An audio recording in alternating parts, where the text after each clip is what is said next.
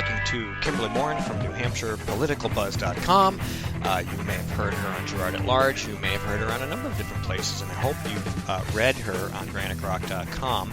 She posted an awesome article that I linked on something that Kevin Landrigan discovered. And why don't you first tell us what that was that he found, and then we'll move from there. Last week, Kevin Landrigan shared a story from Political Pro that pointed out that Republican gubernatorial candidate Chris Sununu lied about having only local investors involved with Waterville Valley. And they just weren't any local investors. They were investors called SAFA, which is an organization. It's called the SAFA Trust, and it's an organization that was formerly known as Tsar Foundation. And for years, it had been investigated for Islamic terror ties, including money laundering. And that investigation was still ongoing, but ended, surprisingly, in 2009 under the Obama administration. For those who don't know what Waterville Valley is, why don't you explain what it is and what the Sununus did? Back in 2010, Chris Sununu bought Waterville Valley, he says, for under $12 million. He had never owned a ski resort before. He's never actually owned a business before, but suddenly he's going to run a ski resort. So he bought it, and he said that, again, he had all local investors. Of course, they weren't divulged, but that's what he claimed. And so they bought it in 2010 and have owned it ever since. And the local investors and the actual purchase and operation are key points of his gubernatorial campaign, yes? Well, he still, he talks about how he's a businessman and, running a successful business. It's not. We'll get into that. But, excuse me, how it was local. And it is, as far as we know, run locally by, him and others who actually live up there and work up there. He doesn't. But these investors are hardly local. I would say $1 million, or started out with $750,000 in 2010. That was when they bought it, correct? That's when they bought it. And so basically they bought it at the end of October, so they gave them $750,000 for just a few months. Yeah, and then it went up to as high as $1.1 million. All right, and then the very next year, John H. Sununu gave a keynote speech at an event for a group called the Islamic... Yeah, it's International Institute of Islamic Thought. Okay, so he gives, this is almost like a Hillary Clinton thing, where you do a speech, you get a bunch of money for something, or you get a bunch of money for something and you do a speech. Strikes me as rather odd. But Right. IIIT is actually credited with inventing the term Islamophobia.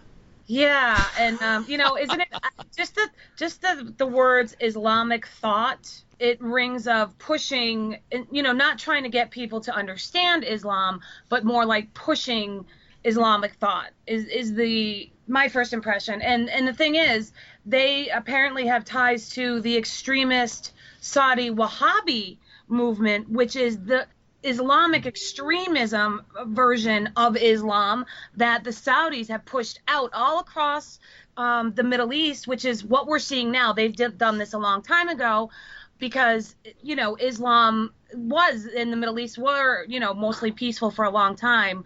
And they pushed out the Wahhabi version of it, and that's where you're getting all these extremists from. I've read about a long time ago. When I saw this, I was a little bit shocked. Why would anyone associate with an organization like this? It seemed kind of odd to me that John Sununu would do a speech for these folks. And, I mean, just looking at the Tsar Foundation, they have connections to Al-Qaeda, Hamas, Hezbollah, and Palestinian Islamic Jihad.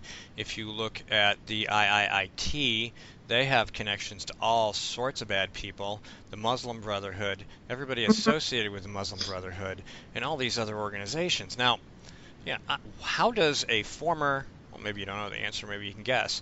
How does a former chief of staff for a president of the United States find himself getting $1 million for a ski resort that his son is going to run, and then a year later giving a keynote address to these people? It's not a question you can answer, but everybody out in our audience should be asking the same question. I know that's what drove you to write your article. Why, and you said, why are these people from Virginia giving $1 million to this tiny little whatever ski resort in New Hampshire? What the heck is that?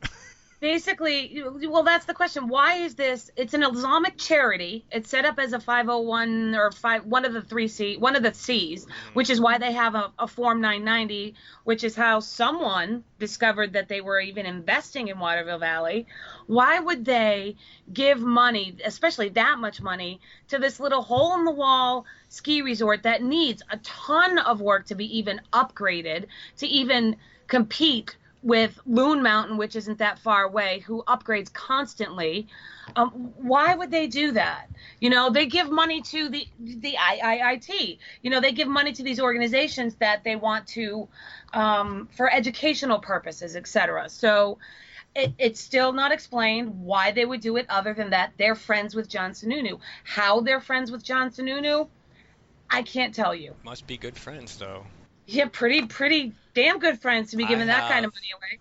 Oh, yeah, I have a lot of friends, and I don't recall anybody wanting to give me $1 million. So has the Sununu campaign responded to this news from Landrigan and, of course, your article?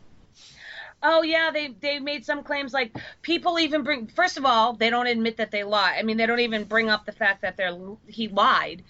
I'm sorry, that's huge. That shows your trustworthiness. But they said something about it's borders on racism. Apparently, Sununu doesn't realize that Islam isn't a race. It's a religion. Nope, it really is. And he's white. Oh, Sununu? Yeah, he's really white. Yeah, well, he could be red for all we know, but no. Or yellow. But yeah, that's a page out of the left playbook right there. Yeah, exactly. So that was his response. He deflected. Typical Democrat move.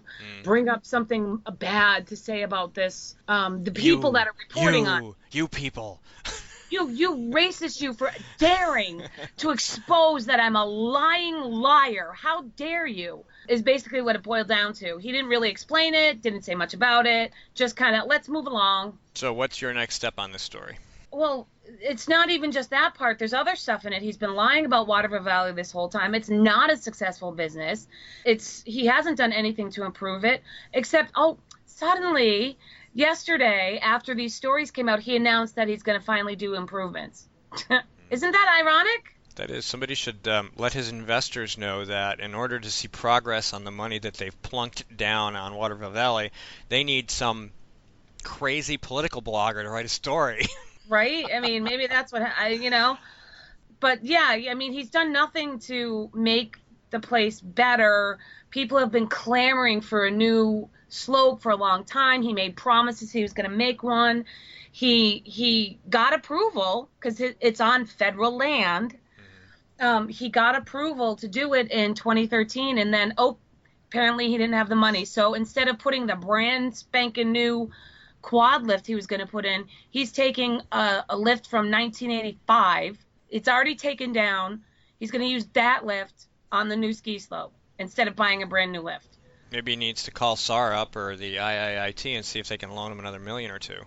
Well, he apparently got some more investors to cough up some cash to give him money to do this, supposedly, because, all he's done so far is take down one symbolic tree. Seriously, that literally, I went to the Forest Service. I had some discussions and looked at all the paperwork. So, they haven't done anything with it. It hasn't done much to help the town. They used to be, and part of the town's even town plan was to, support Waterville Valley, make them, support them in trying to be a top quality ski resort. They're not even listed as one of the best in the East, Well, that's pretty sad. Maybe he needs to start bilking foreign investors who want to sneak over here and get some easy access to the American way of life, kind of like our buddies over there in Vermont did. Yeah, maybe he can get an EB-5 or something, Right, really. Well, rumor has it that he tried, but it just didn't quite work out. He doesn't know enough Democrats. Well, the thing is, here's a guy, right? There's less than 300 people who live full-time in Waterville Valley. Here's a guy who can't run successfully a ski resort in a town where 300 residents depend upon him. And now he's going to run the entire Granite State where 1.3 million people are going to depend upon him. Doesn't sound promising. So to be fair, being in the ski industry is a tough business. It's a lot of work. You're subject to the weather, but you got to plan for that and you got to know about it. And if you don't know what you're doing, you're screwed. And didn't know what he was doing, still doesn't know what he's doing.